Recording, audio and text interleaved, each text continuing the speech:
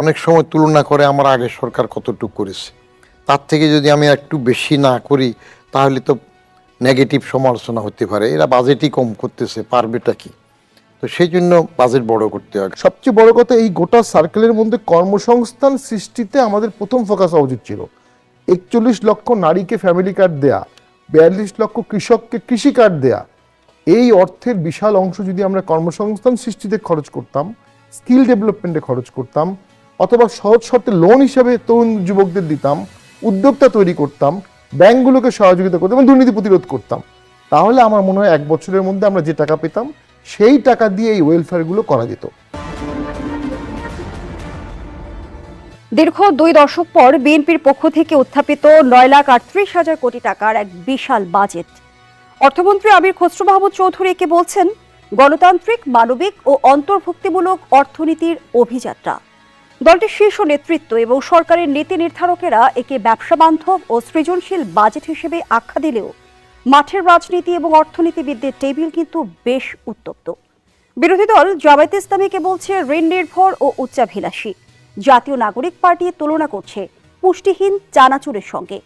অন্যদিকে centre for policy dialogue CPD প্রশ্ন তুলেছে এর সামষ্টিক অর্থনৈতিক লক্ষ্যের মূল ভিত্তি নিয়েই। 2,43,000 কোটি টাকার বিশাল বাজেট ঘাটতি, 1,12,000 কোটি টাকার ব্যাংক ঋণ নির্ভরতা আর 7.5% মূল্যস্ফীতি নিয়ন্ত্রণের চ্যালেঞ্জ। রাজনৈতিক অঙ্গনে বাজেট নিয়ে নানামুখী বিতর্ক চলছে। অর্থনীতিবিদদের মতো বিভক্ত, কেউ দেখছেন দীর্ঘমেয়াদী পুনর্গঠনের রূপরেখা, কেউ দেখছেন বাস্তবতার সঙ্গে অসামঞ্জস্যপূর্ণ কিছু উচ্চাকাঙ্ক্ষী লক্ষ্য। তাহলে বাজেট কি অর্থনীতির নতুন দিগন্ত উন্মোচন করবে, নাকি রাজনৈতিক প্রতিশ্রুতির ভারে বাস্তবতার পরীক্ষায় হোঁচট খাবে? এই প্রশ্নগুলোর উত্তর খোঁজার চেষ্টা করব আজ।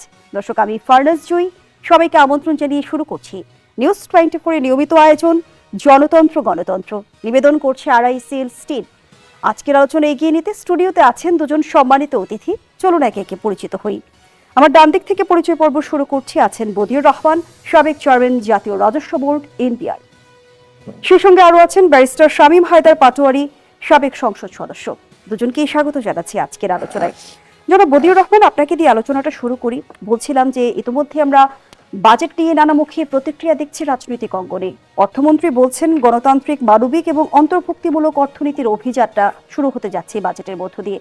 অন্যদিকে বিরোধী দল জামায়াতে ইসলামীকে বলছে ঋণ নির্ভর, উচ্চাভিলাষী, জাতীয় নাগরিক পার্টি তুলনা করছে পুষ্টিহীন চানাচুরের সঙ্গে। সব মিলিয়ে জানতে চাই মত ভিন্ন মতের এই বাজেট নিয়ে আপনার বিশ্লেষণ। ধন্যবাদ। বাজেট একটা গতানুগতিক ব্যাপার। এটা যে সরকারই আসবে সেই সরকার তার রচনা লিখবে। এক সময়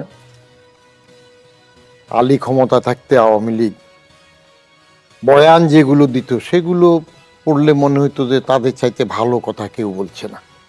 স্বাভাবিকভাবে এখন বাজাত ক্ষমতায় আসছে বাংলাদেশ জাতীয়তাবাদী দল, তারাও একই কথা বলবে। এর মধ্যে 3টা বিষয় যেটা বলতেছে, অর্থনীতির গণতন্ত্রায়ন, গণতান্ত্রিক, মানবিক এবং অন্তর্ভুক্তিমূলক। শব্দ চয়নের মধ্যে ইউনূস সাহেবও পণ্ডিত মানুষ ছিলেন, এরাও সেভাবে কথা বলবে, কিন্তু বাস্তবতা নিকেরে প্রথম যে গণতান্ত্রিক যেটা বলা হয়, দলের মধ্যেই তো গণতন্ত্র নাই। রাজনৈতিক বড় দুটো দল, এগুলো তো পারিবারিক দল। তো অর্থনীতি গণতান্ত্রিক হবে, এটা বাস্তবায়ন হওয়ার পরে টের পাওয়া যাবে গণতান্ত্রিক হচ্ছে কিনা, নাকি আবার তেলের মাথায় তেল, যার ক্ষমতা আছে সেখানে যাচ্ছে। সার্বিকভাবে বাজেটের মধ্যে রাজনৈতিক দর্শন তারা তুলে ধরবে। যে কোনো রাজনৈতিক দল থাকলে তাদের দর্শন থাকে, তারা কি করতে চায় বলেন। জনতুষ্টির একটা লক্ষ্য সবাই থাকে। বড় টার্গেট যেটা হচ্ছে 9,38,000 কোটি টাকা, এগুলা রাজনীতিতে সাইকোলজিক্যাল স্যাটিসফ্যাকশন একটা জিনিস থাকে, যে প্র্যাগমেটিক ওয়েতে আমি ঠিক যতটুকু পারবো ততটুকুর বাজেট কেউ করতে চায় না। অনেক সময় তুলনা করে আমার আগের সরকার কতটুকু করেছে, তার থেকে যদি আমি একটু বেশি না করি তাহলে তো নেগেটিভ সমালোচনা হতে পারে, এরা বাজেটই কম করতেছে, পারবেটা কি? তো সেই জন্য বাজেট বড় করতে হয়। ঘাটতিটা অনেক বড় হয়ে গেছে, কিন্তু ঘাটতিটা মোকাবেলার জন্য নিজেদের নিজস্ব অর্থায়ন থেকে যে 1,27,000 কোটি টাকা নেবে, বাকি এটা নিতে গেলে একটা অসুবিধা হয়, সেটা হলো প্রাইভেট সেক্টর, প্রাইভেট এন্টারপ্রেনাররা তখন এই ঋণের সুবিধাটা তা কিছুটা সংকুচিত হয়ে যাবে। হিসাব করে দেখা যায় 2,43,000 কোটি টাকা যদি ঘাটতি হয়, এডিবি হইল 3 লক্ষ কোটি টাকা, কেমন? তাহলে মোটামুটিভাবে এডিবির একটা বিরাট অংশ এদিকে রেশিও করলে দেখা যায় যে এটা ঘাটতিতে চলে যাচ্ছে। তারপরও আমরা আশা করব বাস্তবায়ন সক্ষমতা কতটুক করতে পারবে সেটার উপর। 3টা বিষয় সবসময় বাজেটের সময় আমরা জোর দিয়ে চিন্তা করি, আমি নিজেও যেহেতু সেটার সাথে রিলেটেড ছিলাম। একটা হলো এটা কতটুকু রিজনেবল হয়েছে, রেশনালিটি কতটুকু আছে, তারপরে হলো অ্যাফোর্ড কিনা, যাদেরকে যতটুকু ধরা হবে তারা সেটুকু অ্যাফোর্ড করতে পারে কিনা। এ দুটোর বাইরে সবচেয়ে বড় জিনিসটা আছে ইমপ্লিমেন্টেবল কিনা।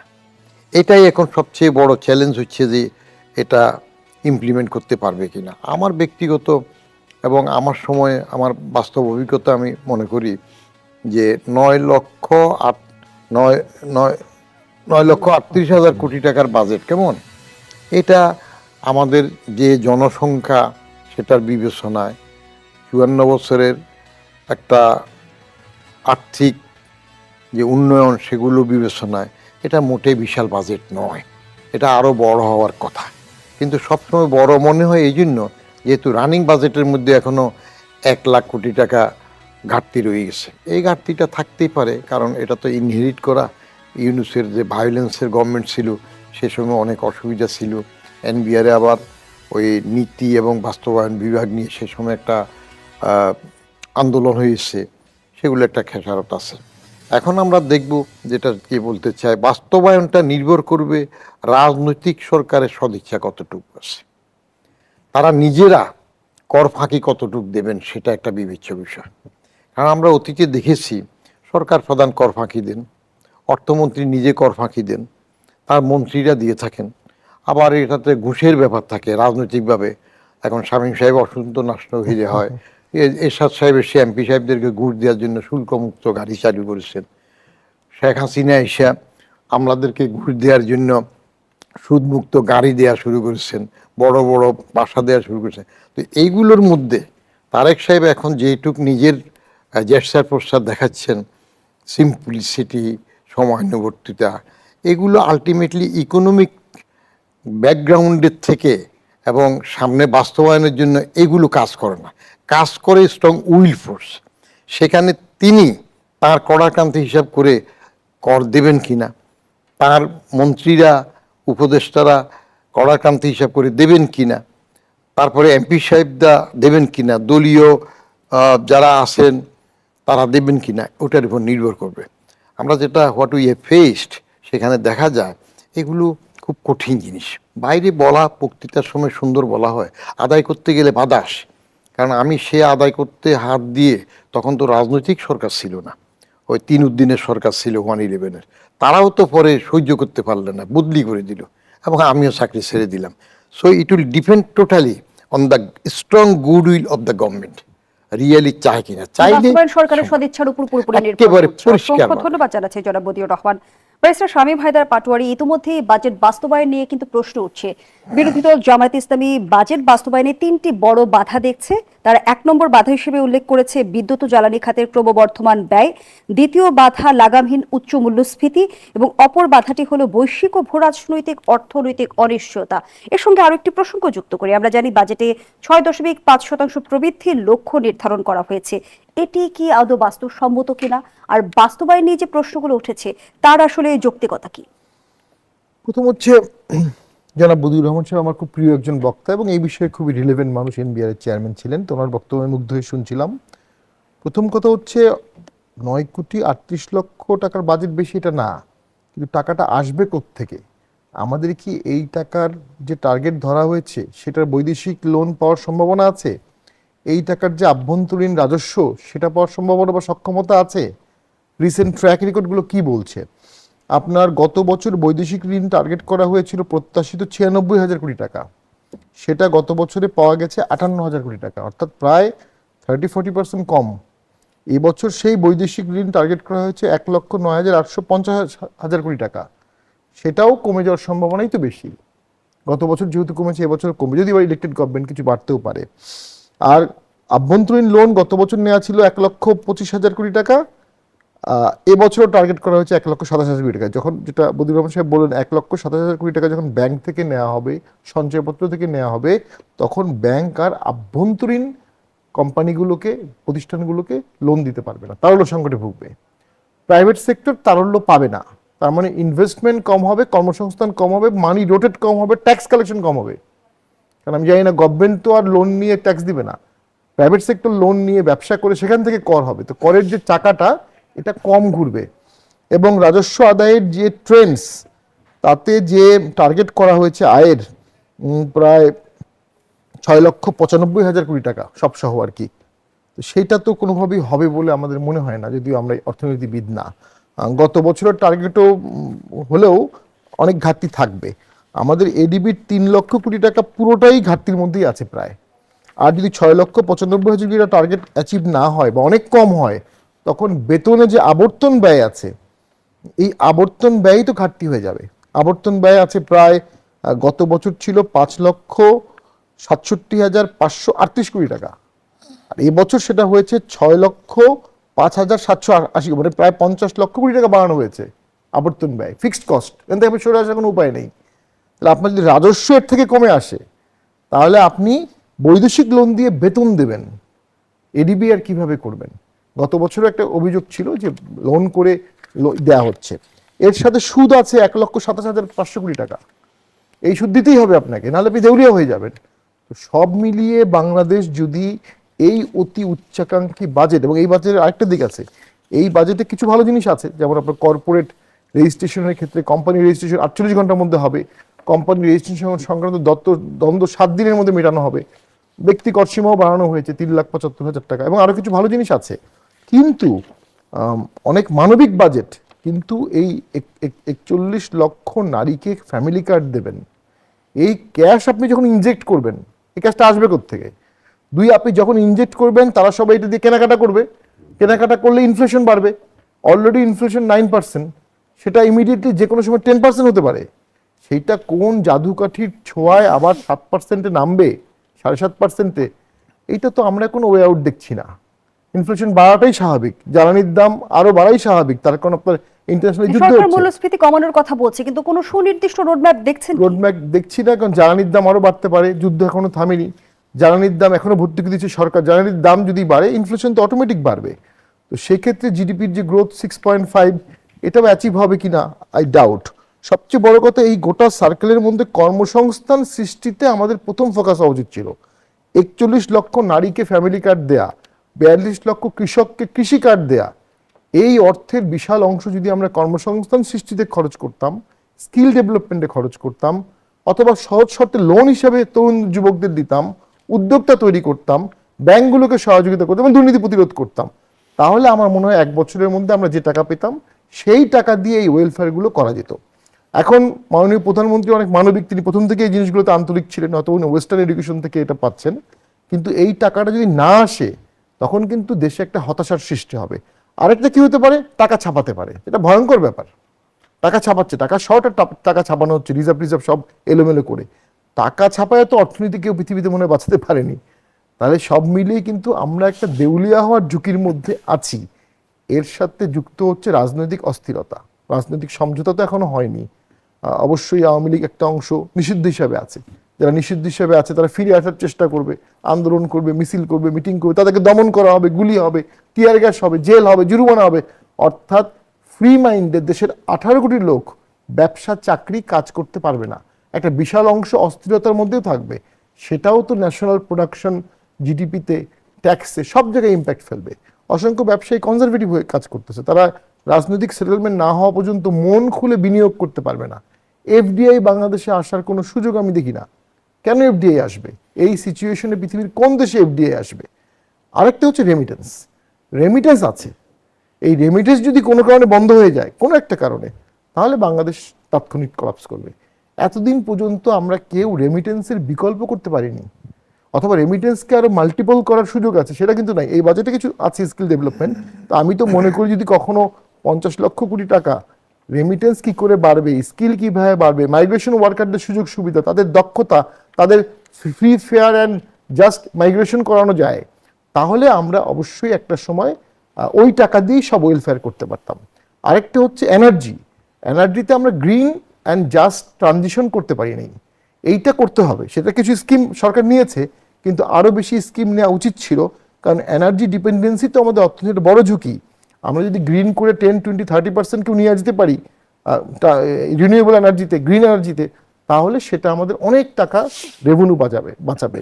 ওই রেভিনিউর টাকাটা দিয়ে আমরা আবার ওয়েলফেয়ার করতে, ওয়েলফেয়ার আপনি কখন করবেন, আগে আয় করবেন তারপরে ওয়েলফেয়ার করবেন। কিন্তু আমরা আয়ের থেকে জনতুষ্টিতে বেশি ফোকাস করা হচ্ছে এই বাজেট। সেটা আমি আইডিয়ালিস্টিক বলবো, মোরালিস্টিক বলবো, কতটা প্র্যাকটিক্যাল এটা অর্থনীতিবিদরাই বলবে, তবে একটা বড় অংশ অর্থনীতিবিদরা বলছে এটা প্র্যাকটিক্যাল না, এবং আমাদের মনে হচ্ছে রাজনীতিবিদ হিসাবেও এটা প্র্যাকটিক্যাল না। আরেকটা শেষ করে দিচ্ছি, এই যে লিস্ট করা যখন শুরু হবে, প্রকৃত দুস্থ নারীরা এ টাকা পাবে না। লিস্ট করার জন্য টিউনোরা সবচেয়ে ইফেক্টিভ লোক, তাদেরকে লোকাল রাজনীতিবিদরা লিস্ট করতে দিবে না। লোকাল রাজনীতিবিদরা নিজেরা তাদের লোককে এখানে লিস্টে আনবে এবং তারা তাদের সহযোগী কর্মীদের মাধ্যমে লিস্ট করবে। অনেক কর্মীরা টাকা পয়সা নিয়ে ধনী পরিবারকে এই কার্ড করে দেবে। মূল টাকার 10-20% তো দুস্থ নারীর কাজে যাবে না, এটা আমাদের অভিজ্ঞতা থেকে বলছি। তো সেইখানে এইরকম একটা রিস্কি আইডিয়ালিস্টিক ব্যাপার এত শুরুতেই, সরকারের প্রথম বছরেই এটা ফেল হলে তো সরকারই ফেল হয়ে যাবে। তো আমার মতে এই ধরনের কাজ 1-2 বছর সংরক্ষণ নীতি অবলম্বন করে, অর্থনীতি বাঁচিয়ে, রাজনৈতিক সহাবস্থান নিশ্চিত করে তারপরে এই ড্রাইভগুলো দিলে আমার মনে হয় সরকার সুফল পেত। সরকার এই এক্সেসিভ ওয়েলফেয়ারটা বা জনতুষ্টি বা চিপ পপুলিজমটা দেশকে ঝুঁকির মধ্যে ফেলতে পারে। এই সামাজিক সুরক্ষা প্রকল্পগুলো কি আসলে রাজনৈতিক সুফল দিবে নাকি অর্থনৈতিক সুফল দিবে? এটা অর্থনীতিবিদরা ভালো বলতে পারে, তবে হ্যাঁ, যে মহিলা ডিস্টিটিউট, যিনি অনেক বৃদ্ধ হয়ে গেছেন, তার ছেলে মেয়ে দেখছে না, তার তো এই টাকাটা অবশ্যই অনেক কাজে লাগবে। এখন ধারণা করা হয় যে এই টাকাটা যে সরকার দেবে সেই সরকারকে সেই ব্যক্তি ভোট দেবে, তো সেটা পশ্চিমবঙ্গে হয়নি। পশ্চিমবঙ্গে কিশোরী ভাতা ছিল, যুব ভাতা ছিল, বেকার ভাতা ছিল, অসংখ্য 17-18টা ভাতা ছিল, এবং হিউজ টাকা মমতা ব্যানার্জি দিতেন। উনি কিন্তু আলটিমেটলি ভোটে হেরে গেলেন। বাংলাদেশের মতো দুর্নীতিপ্রবণ দেশে যখন এই লিস্টিংগুলো ইমপ্রপার হবে, ইররেগুলার হবে, জনগণের মধ্যে জনরোষের সৃষ্টি হবে, এবং সেই জনরোষের মধ্যে দেখা যাবে, অলরেডি বিবিসি একটা রিপোর্ট আমি দেখলাম, ফ্যামিলি কার্ডের পাইলট প্রজেক্টে যে দাবিদার যোগ্য ব্যক্তি তাকে বাদ দিয়ে ধনী ব্যক্তি কার্ড পেয়েছে, এটা ইতিমধ্যে রিপোর্টে চলে আসছে, শুধুমাত্র পাইলট প্রজেক্টে। আর আপনি যখন 300 আসনে 470টা উপজেলায় করবেন, 64 জেলায় করবেন, এটা নিয়ন্ত্রণ করা খুবই খুবই খুবই কঠিন হবে। তো সেই ক্ষেত্রে এটা আরো ছোট পরিসরে করা উচিত বলে আমি মনে করি। অর্থমন্ত্রী যেমনটি বলছেন যে 80% বিনিয়োগ কর্মসূচি বাস্তবায়ন করতে পারলেই পুরো অর্থনীতি বদলে যাবে, কিন্তু 80% বিনিয়োগ প্রকল্প বাস্তবায়ন আদৌ সম্ভব কিনা সেটিও নিশ্চয়ই একটি বড় প্রশ্ন। প্রশ্নটি রাখছি, বিরতির পর ফিরছি। তো গণতন্ত্রের এই পর্যায়ে বিরতি নিচ্ছি, সাথেই থাকুন। আবারও আমন্ত্রণ, দেখছেন গণতন্ত্র নিবেদন করছে আড়াই স্টিল। আমরা আবারও ফিরছি আলোচনায়। ব্যারিস্টার শামীম হায়দার পাটোয়ারি, যে প্রশ্নটি রেখে বিরতিতে গিয়েছিলাম, যেমনটি অর্থমন্ত্রী বলেছেন 80% বিনিয়োগ কর্মসূচি বাস্তবায়ন করতে পারলে অর্থনীতি বদলে যাবে, কিন্তু 80% পৌঁছানো কতটা চ্যালেঞ্জিং? সেটা তো উনি কিছু স্কিম দিয়েছেন, কিছু ইলেকট্রনিক্স নিয়োগের উপর শুল্ক কমিয়েছেন, ট্যাক্স কমিয়েছেন, কিছু ইনসেন্টিভ আছে, এটা ক্লিক করতে পারে। কিন্তু ওই যেটা আমরা অনুভব করি, ব্যবসায়ীদের সাথে কথা বলে, ব্যবসায়ীরা বিনিয়োগে এখনো স্বস্তি পাচ্ছে না। এবং আমি অনেক ব্যবসায়ীর সাথে কথা বলে দেখেছি, বিগত সরকার সময় থেকে, মানে ইউনুস গভর্নমেন্টের সময় থেকেই প্রচুর পুরনো ফাইল ঘাটা হচ্ছে। যেমন ভ্যাটের ক্ষেত্রে বা কাস্টমসের ক্ষেত্রে নিয়ম আছে, 3 বছরের মধ্যে যে কোনো সময় শুল্ক এনবিআর এটাকে রিভাইভ করতে পারে। তো আমরা অসংখ্য ফাইল পাচ্ছি যেটা 3 বছর শেষ হওয়ার জাস্ট 5 দিন আগে এটাকে রিভাইভ করা হয়েছে। তাহলে আপনি ঠিক 3 বছর হওয়ার পরেই আপনি অটোমেটিক রিভাইভ করছেন, এটা এক ধরনের কর নির্যাতন। আপনি তখন প্রাথমিকভাবে এটা অ্যাসেস করেছেন, প্রাথমিকভাবে ছেড়ে দিয়েছেন। হ্যাঁ, 2-4টা জায়গায় ফ্রড হতে পারে, 2-4টা জায়গায় এইচএস কোড আপনি উল্টাপাল্টা করতে পারেন, কিন্তু গণহারে এটাকে করা হচ্ছে। ব্যবসায়ীরা যদি স্বস্তি না পায় তাহলে তারা বিনিয়োগ করবে না, সবাই টাকাটাকে কনফার্ম করে রেখে দেবে, এবং অস্থিরতা থাকলেও সেটা হবে। এখন বিদেশি বিনিয়োগ আসার কোনো কারণ তো আমরা দেখি না। কেন? এমনি শেখ হাসিনার আমলেও শেষের দিকে এফডিআই কমে যাচ্ছিল হু করে। তো সেই যে এফডিআই কমেছে, ইউনুস গভর্নমেন্টের মতো এত বড় অর্থনীতিবিদ, এত পপুলার অর্থনীতিবিদও কিন্তু এই এফডিআই বাড়াতে পারেনি। তো সেটা বর্তমান সরকার বাড়াতে পারবে, কিভাবে পারবে? যে মূলধন আছে সে কেন এটা করবে? হ্যাঁ, কিছু ইনসেন্টিভ আছে, কেউ যদি নিয়ে আসতে পারে 1% কনসালটেন্সি ফিটি দেওয়া হবে। তো আমরা তো মনে করি বাংলাদেশে ডুইং ইজ বিজনেস সেরকম একটা স্ট্যান্ডার্ড জায়গায় নাই। পলিটিক্যাল আনরেস্ট যদি থাকে এফডিআই বাড়বে না, এফডিআই নামবে, এটার দিকেই আছে। তবে হ্যাঁ, রেমিটেন্স বাড়ানো যেতে পারে বাংলাদেশে। সেই রেমিটেন্স বাড়ানোর জন্য যেটা দরকার, প্রবাসীদেরকে উৎসাহিত করা। বিগত সরকার এয়ারপোর্টে একটা লাউন্স করেছিল, হাস্যকর একটা ব্যাপার, একটা ছোট্ট একটা লাউন্স করে বলছে এটা প্রবাসীদের লাউন্স। 1 কোটির উপরে প্রবাসী বিদেশে থাকে, তো তাদের জন্য যে ফিক্সড স্কিমগুলো, তাদের ব্লক টিকিট দেওয়া, তাদের ছেলে মেয়েদের জন্য বাংলাদেশে হসপিটালে এবং স্কুলে রিজার্ভ রাখা, তাদের বাবা মায়ের চিকিৎসা করা, তাদের স্কিল করা, তাদেরকে রিইন্টিগ্রেট করা, তাদের স্কিলটাকে প্রায়র রিকগনিশন করা, ইন্ডাস্ট্রিয়াল লিঙ্কেজ করা, সার্টিফিকেশন করা, এই জিনিসগুলো যদি সরকার একটা বড় প্রজেক্ট হাতে নেয়, এই প্রবাসী যারা রেমিটেন্স পাঠাবে তারাই এখন পর্যন্ত আমাদের একমাত্র আশা হলো। বাকিগুলো আমি মনে করি সবগুলো মিলেও ওর ধারে কাছে হতে, যেমন গার্মেন্টস একটা চমৎকার জায়গা, প্রচুর নারীর কর্মসংস্থান হচ্ছে, কিন্তু গার্মেন্টস থেকে যা আসে তার 80% তো দিয়ে দিতে হয় অ্যাক্সেসরিজের কারণে। আবার গার্মেন্টসে কিন্তু আপনি 5% ইনসেন্টিভ দিচ্ছেন, আবার এনার্জি দিচ্ছেন, আবার জমি দিচ্ছেন, বিল্ডিং দিতে হচ্ছে, কিন্তু রেমিটেন্সে আপনার কিছু দেওয়া লাগতেছে না, আপনার এনার্জি লাগছে না, কিচ্ছু লাগছে না। তো সেই জায়গায় সরকার কেন যেন, কোনো সরকারই আমরা দেখলাম না, 3টা সরকার দেখলাম আমি আমার এই শর্ট টাইমে, একটা হচ্ছে আওয়ামী লীগের আমল, ইউনূস আমল এবং বর্তমান আমল, 3 আমলের কখনোই কোথাও মাইগ্রেশনে ফোকাস করা হয়নি। কেন করা হয়নি এটা আমি জানি না। আর হচ্ছে আরেকটা ভালো কাজ ইউনূস গভর্নমেন্ট করেছিল, ইলেকট্রনিক সিগারেট বা ভেপিং, যেটা স্বাস্থ্যের জন্য চরমভাবে ক্ষতিকর, সেটা বিগত ইউনূস গভর্নমেন্ট বাতিল করে দিয়েছে, যেটা বাংলাদেশে আসা যাবে না। পৃথিবীর অনেক কিছু বাতিল হয়ে গেছে, ভারতে বাতিল হয়েছে, আমেরিকায় বাতিল হয়েছে, এইটা এই সরকার এখন লিগালাইজ করছে এবং এটার উপর শুল্ক আরোপ করে এটাকে বৈধতা করে দিচ্ছে। এখানে আমি অশুভ ঘোস্ট ইনফ্লুয়েন্সের একটা গন্ধ পাচ্ছি। আমি যেহেতু অ্যান্টি টোব্যাকো মুভমেন্টের সাথে অনেকদিন ধরে আছি, যখনই অ্যান্টি টোব্যাকো মুভমেন্টে এই ধরনের কোনো ইস্যু আছে, আমরা অনুভব করি একটা অশুভ শক্তি, সরকারের অশুভ অসৎ শক্তি সরকারের উপর প্রভাব বিস্তার করছে। সরকারের প্রথমেই যদি এইসব অশুভ শক্তি ঢুকে যায়, তাহলে ভবিষ্যতে সরকার আর দেশের এই স্বার্থগুলো রক্ষা করতে পারবে না। দেশে প্রচুর বেকার আছে, এই বেকারদেরকে আপনি ভাতা দেন, দিয়ে স্কিল করেন। এই বেকারদেরকে আপনি স্বাস্থ্যকর্মী হিসেবে মাঠে নামিয়ে দেন, তারা স্বাস্থ্য ডাটা তৈরি করবে, তারা স্বাস্থ্য মেসেজগুলো দেবে, তারা নিজেরা দক্ষ হবে এবং সেই দক্ষতা ট্রান্সমিট করবে। এইভাবে আপনি 50 লক্ষ 1 কোটি তরুণকে কিন্তু অল্প ভাতাতে অনেক কাজ করাতে পারবেন। তো সেটা করলে আমাদের তরুণকে আমরা কার্যকরভাবে কাজে লাগাতে পারবো। ঠিক ওই জায়গায় আমরা কখনো ফোকাস করছি না। অসংখ্য ধন্যবাদ জানাচ্ছি আপনাকে জনাব মতিউর রহমান। আমাদের আমলাতন্ত্রের দক্ষতা নিয়ে বিভিন্ন সময় প্রশ্ন উঠেছে, বিশেষ করে যদি এনবিআর এর সাবেক কর্মকর্তা মতিউরের কথা যদি আমরা তুলে ধরি, ছাগলকাণ্ডের কথা নিশ্চয়ই আপনার মনে আছে, সেই সঙ্গে পাহাড় সম সম্পদের তথ্য নিশ্চয়ই আপনার জানা রয়েছে। সেই জায়গা থেকে সরকারের 6,95,000 কোটি টাকার রাজস্ব লক্ষ্যমাত্রা পূরণ নিয়ে সংশয় তৈরি হয় নাকি? আপনি আমাদের দক্ষতা নিয়ে যেটা প্রশ্ন আছে সেটা আপেক্ষিক। আমলা তো কামলা, চালায় কে? Political master. যে মতিউর কথা বললেন, আমি চেয়ারম্যান থাকতে মতিউর জয়েন্ট কমিশনার ছিল। তো এটা রিলেট করতেছি আমলার উপর প্রভাবটা কোথার থেকে আসে। একটা জয়েন্ট কমিশনার আমি বদলি করলাম, তার বদলি করার সময়ই, এটা আগেও বলা হয়েছে, আমার 4 জন মেম্বার বললেন যে স্যার মতিউরকে ঘাঁটাবেন না, কারণ সে এত পাওয়ারফুল, তার বদলি আপনি রাখতে পারবেন না। শক্তির উৎস কি? হ্যাঁ, শক্তিশালী আর কি। তো বললাম, আই ওয়াজ সিম্পলি স্টুনিশড, এবং আমি একটু বেকায়দা পড়ে গেলাম। 4 জন মেম্বার বলতেছে